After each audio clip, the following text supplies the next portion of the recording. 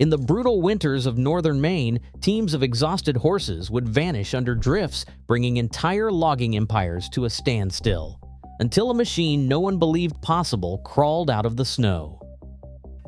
Patented in 1901 by Alvin Lombard of Waterville, Maine. It was not built for war, but to outlast nature, yet its monstrous solution would change more than logging, setting off a new era of machines and risk with consequences few could predict. How did one idea in a patent office become America's unstoppable steam beast of the frozen frontier? Northern Maine's winter could swallow a man whole. By December, snow lay heavy and deep, blanketing the woods until the trails vanished. Teams of horses, once the backbone of every logging camp, strained against sledges loaded with green spruce and pine.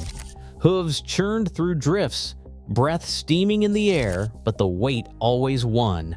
Sled runners froze to the ground, chains snapped, and men dug in vain to free the animals. On the worst days, horses slipped beneath the snow, legs tangled, unable to rise, sometimes lost for good. For every mile of timber that needed moving, there were weeks of hard labor just to keep the roads open. Axes chipped at ice, men shoveled from dawn until dusk, but the snow only grew deeper. Logging bosses watched their profits vanish as sleds stalled and crews camped in the woods, waiting for a thaw that might not come until March. Every winter, the same question haunted the camps: how to move wood when nature refused to yield. Horses could haul a load in fall, but by January, even the strongest teams were spent, their ribs showing through patchy winter coats. Some camps tried oxen, others built corduroy roads from saplings, but nothing lasted.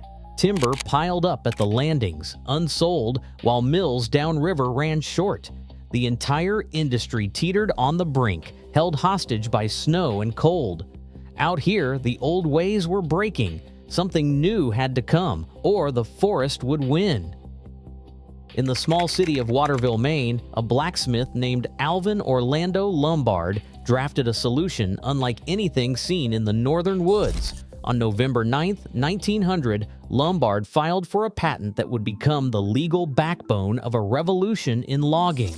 United States Patent Number 674,737, granted in 1901, described a machine that rode above the snow, not through it, using continuous cleated tracks to spread its weight and glide where wheels and hooves failed. The patent drawings revealed a vertical boiler perched behind a set of skis, with an endless chain of steel lags forming the rear tracks. Lombard's design allowed the hauler to crawl forward, dragging heavy log sleds across drifts that once stopped entire camps. The language of the patent is spare and technical, but the intent is clear: to conquer the deep snow that held Maine's forests hostage each winter. Lombard claimed not just a machine, but a new way of thinking about movement in the wild. With this document, the problem of frozen roads and stranded timber was transformed from a seasonal curse into an engineering challenge, one that could be met with fire, steel, and imagination. The patent, issued from the United States Patent Office in 1901, remains the definitive record of the first practical tracked vehicle, its pages bearing the name Alvin Lombard and the town of Waterville. What began as an idea on paper would soon become a roaring, steam-breathing reality in the woods. Coal clatters into the firebox, each shovelful swallowed by a sudden rush of heat. The fireman's breath hangs in the air, mixing with the first curl of smoke that escapes the open door. Fingers wrapped in wool and cracked from cold grip the shovel's worn handle. Inside the boiler, water begins to simmer, then roil as the flames spread beneath the iron shell.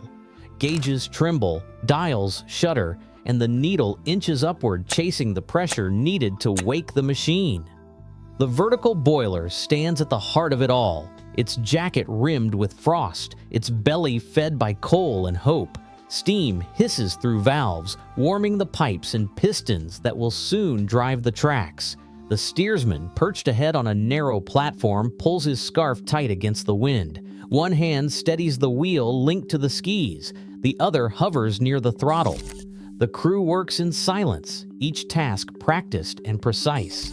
As pressure builds, metal expands with a low groan, and the first hint of motion stirs beneath their boots. The hauler is alive, ready to crawl into the snowbound woods.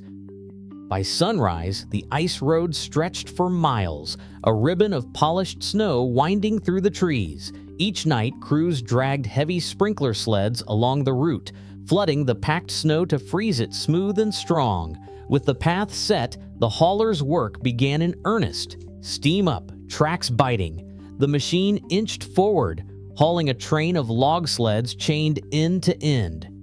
12 sleds, each stacked high with spruce and pine, followed in a slow procession.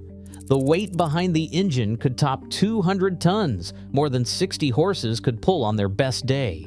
Chains groaned, runners hissed against the ice, and the whole convoy moved as one, every link depending on the next. The crew, bundled against the cold, watched for cracks or soft spots, ready to shovel snow or break ice to keep the roads safe. Each trip demanded teamwork and timing. A single misstep could stall the line for hours. Yet when the hauler crept across a frozen lake with its load intact, it proved what human hands and steam could achieve together, even in the heart of winter's grip. Steam pressure creeps higher, the needle quivering against the glass. The fireman's eyes flick between gauge and firebox, sweat beating despite the cold. Every shovelful of coal means more force building inside the iron shell, more heat straining metal that groans in the frost. The relief valve rattles, spitting white vapor into the air, a warning. Not a failure, but a reminder of what lies beneath the surface. The hauler's weight presses down on the ice road, and behind it, 12 loaded sleds snake through the trees, their chains pulled tight. On a descent, the danger multiplies. The sleds can outrun the engine, pushing it sideways, jackknifing the whole convoy into the woods. Men have seen cab roofs crumpled and boilers dented from a runaway load. In these moments, every sound sharpens. The hiss of steam, the clatter of tracks, the crack of distant branches. Then, without warning, the world falls silent. Only drifting snow remains, settling over the memory of risk that never fully leaves the crew. Steam pushes a piston, the piston turns a crankshaft, and the crankshaft spins a heavy sprocket that pulls the endless track beneath the hauler's weight.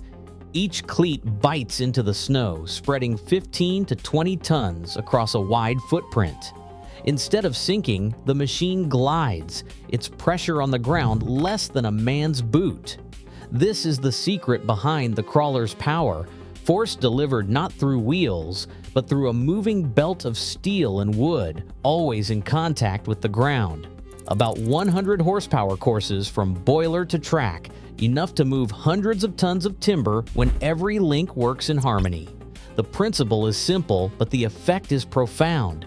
Traction without rutting, motion over snow where nothing else could go. This new way of moving would echo far beyond Maine's forests.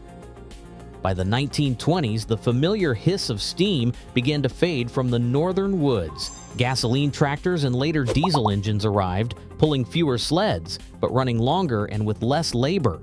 The last Lombard steam haulers were retired, their iron cooled and their tracks slowly buried by snow and time. Today, only a handful survive. In Bradley, Maine, a 1910 Lombard stands preserved at the Maine Forest and Logging Museum. Its riveted boiler and wooden tracks recognized as an International Historic Mechanical Engineering Landmark by ASME. The machine rests in warm museum light, each seam and scar a memory of winters past. The museum curator says this hauler isn't just a relic, it's proof of what Maine ingenuity could do when the world was frozen shut. Tracked machines now shape every frontier. From Arctic research to wildfire defense, Lombard's vision endures wherever technology faces impossible terrain. In a world still defined by extremes, the future belongs to those who innovate past the edge. Thanks for exploring history's frozen threshold with us.